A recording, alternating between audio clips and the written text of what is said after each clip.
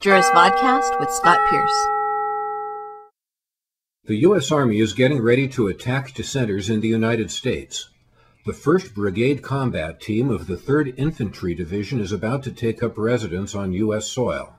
The Army plans to use these soldiers in the event of civil unrest for crowd control. They're also going to put these soldiers into action on American soil in the event of a natural disaster or a terrorist attack. The Posse Comitatus Act banned U.S. soldiers from serving as domestic law enforcement officers.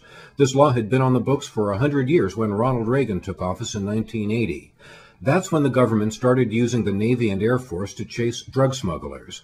After that, federal laws were passed that legalized the military's active involvement in the event of natural disaster or riot.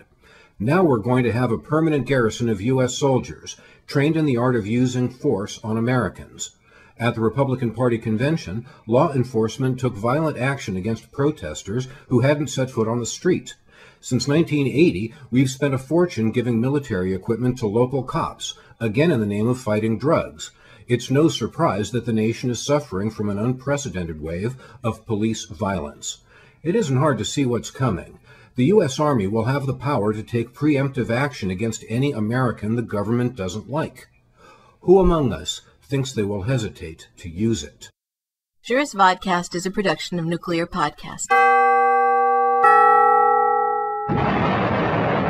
Creative Commons Attribution, Non-Commercial, No Derivative.